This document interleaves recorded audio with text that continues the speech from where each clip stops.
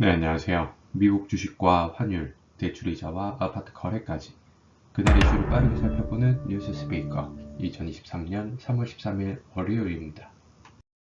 네, 금요일 기준으로 주식시장부터 알아보겠습니다. 오늘 미국 주식시장 지금 선물 시장에서는 각각 1% 이상씩 상승하고 있는 상황입니다. 금요일에는 3대 지수 모두 상당폭 하락을 했고요. 부동산 부분과 금융 부분이 특히 좋지 않았습니다. 아무래도 실리콘밸리 뱅크라고 얘기하는 SVB 사태가 금요일에 벌어졌기 때문에 보시다시피 그래프에서 12시가 지난 다음부터 확 꺾이는 모습 볼 수가 있습니다. 그래서 이 사태가 주말간 조금 진정이 되면서 미국 지금 정부에서 모든 인출에 대한 보증을 제공을 하겠다라는 소식이 발표되자마자 선물시장에서 폭등을 하고 있고요. 하지만 과연 이 상태로 진정이 될 것인지에 대해서는 상당한 의문이 있는 상황입니다. 이 실리콘밸리 뱅크와 관련해서는 뭐 수많은 스타트업들이 1순위로 거쳐갔던 곳이기 때문에 아무래도 후폭풍에 대해서 상상을 좀 뭐 여러 가지로 할 수밖에 없는 상황이고요. 금값 역시 상승 중인 상황입니다. 네, 역시 금요일 장 기준으로 살펴보면 뉴욕 스탁 익스체인지 기준으로 400개가 넘는 주식이, 나스닥 기준으로는 800개가 넘는 주식이 상승을 했는데 아무래도 문제는 거래량이었던 것 같아요. 거래량이 늘어났다는 것은 이렇게 상당한 하락이 있었지만 많은 종목들에서 투매가 이루어졌다고 볼 수가 있죠. 이거 꺾이는 분위기인 것 같은데 확실히 이제 조금 청산을 한 이후에 관망을 해야 되겠다. 시장에서 한 발 좀 물러나야 되겠다라는 사람들의 목소리가 좀 커졌다라는 상황이 될 것 같습니다. 아무래도 금요일 기준으로는 그 실리콘밸리 뱅크의 사태가 어떤 식으로 정리가 될지 전혀 모르는 상황이었기 때문에 이런 식의 심리는 충분히 가능했을 거라고 판단이 됩니다. 네, 개별 주식을 살펴보면 테슬라는 그래도 173불 선 유지를 했습니다. 상당히 뭐 어려운 시장이었다고 생각이 되지만 그에 반면에 애플 같은 경우는 좋은 모멘텀 타고 있다가 다시 150불을 꺾이는 150불이 그런 모습 보여줬고요. 은행권들 중에서 JP 모건 체이스가 그래도 우리는 자산 건전성이 괜찮다. 우리 체력은 괜찮다. 뭐 실리콘밸리 뱅크와 같이 그렇게 쉽게 무너질 수 있는 상황이 아니다. 물론 이제 뭐 금융위기 때도 대마불사에 관련된 얘기가 있었지만 JP 모건 같은 경우는 2.5% 오히려 반등하는 모습 보였고요. 이에 반면에 가장 많은 손실을 보여줬던 종목들은 거의 다 대부분이 금융주였던 것으로 확인이 됩니다.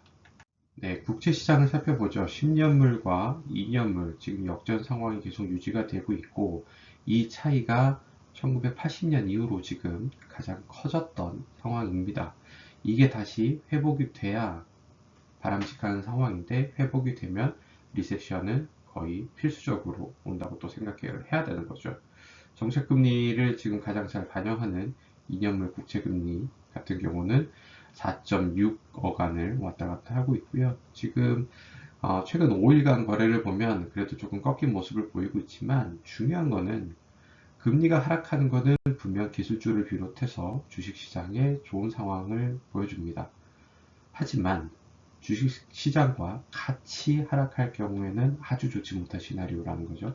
명심해야 되겠습니다. 외환시장 같은 경우는 지금 1320원대에서 계속 왔다 갔다 하고 있어요. 이 정도 수준이면은 어느 정도 금리에 대해서 반영을 한 게 아니냐.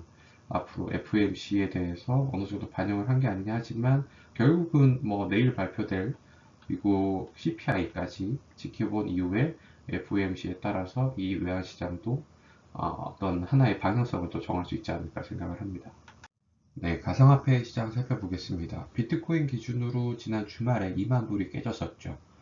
그래서 아무래도 지지선이었던 뭐 21,300불 정도가 깨지면서 밑으로 수직 낙하하는 모습 보이면서 2만 불이 깨졌는데 다행히 10% 이상 반등한 22,480불에 현 시간으로 유지를 하고 있습니다.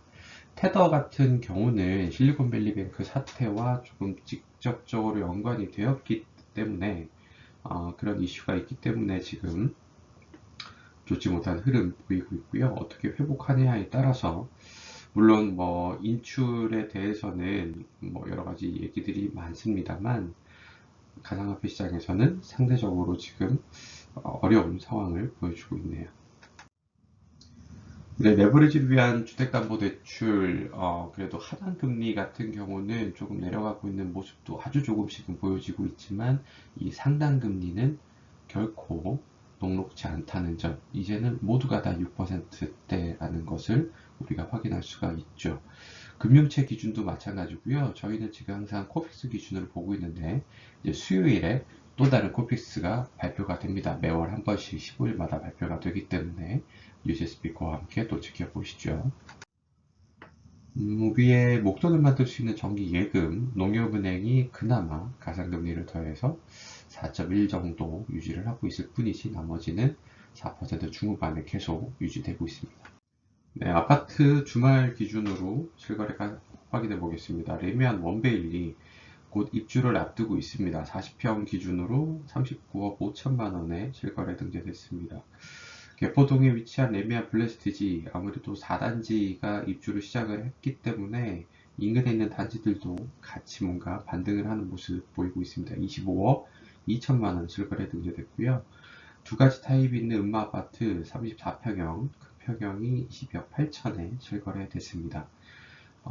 그래도 종로구에 있는 신축 대장이자 대단지입니다. 경희궁 자이아파트 역시 20억에서 조금 빠진 18억 9천. 재밌는 거는 전세가 8억 2천까지 낮아졌다는 얘기죠.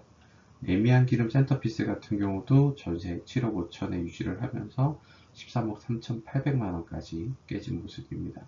이편한 세상 금호파크힐스 25평이 11억까지 실거래 등재됐습니다. 이번 주 살펴봐야 되는 거는 아무래도 이제 뭐 이 실리콘밸리 뱅크가 되겠습니다. 지금 여러 가지 발표가 되고 있고, 장중에서도 지금 선물 시장은 이렇게 폭등을 하고 있지만, 이 변동성은 어떻게 될지 아직 모르는 상황이라는 게 분명합니다. 실리콘밸리 뱅크 사태가 벌어지기 전까지는 CPI 관련해서도 불안불안했고, 그리고 이제 곧 진행될 FOMC 관련해서도 0.25가 아니라 0.5% 금리를 올릴 거라는 그런 시장의 예상이 팽배했기 때문에 주식시장에는 더 안 좋겠구나, 더 이제는 뭔가 더 긴축 모드로 들어가겠구나 생각을 했었던 게 사실인데, 이게 과연 또 어떻게 변할지 더 지켜봐야 될 것 같아요. 내일 미국 소비자 물가지수 발표를 합니다. 관련해 가지고 지금 미국 바이든 대통령은 괜찮을 것이다 라는 얘기로 조금 먼저 분위기를 흘렸어요. 통상적으로 CPI가 안 좋을 때는 백악관에서 먼저 힌트를 줬었고요.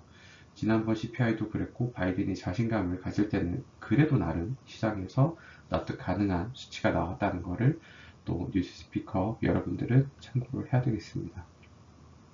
아무래도 연준의 금리 인상이 있기 때문에 기존 채권을 대량으로 가지고 있는 수많은 은행들, 이 표면 가격이 떨어지고 있다는 겁니다. 금리를 계속 올렸기 때문에 새로 발행되는 국채는 표면 가격이 아무래도 기존에 들고 있는 사람들은 떨어지는 것이고, 새로 구매하는 사람들은 거기에 대한 더 큰 이자를 이득을 볼 수가 있는 것이죠. 그래서 손실이 날 예정이지만 매각을 해서 자금을 뭔가 조금 갖춰보려고 했는데 그조차도 녹록지 않으니까 실리콘밸리뱅크와 같은 사태가 벌어졌다는 것이 여러분들이 인지해야 될 사실입니다. 다음은 모기지에 뭐 불똥이 또 뭐 번질 수 있다 이런 얘기도 있으니까요. 한번 지켜보시죠. 이번 주에 실적 발표 계속 진행이 됩니다. 어도비와 페덱스, 메타와 같은 또 굵직굵직한 기업들의 실적 발표가 예상이 되고 있기 때문에 CPO와 함께 이번 주 잘 지켜보시죠. 여러분들 오늘도 돈 버는 하루 되시고요. 뉴스 스피커였습니다.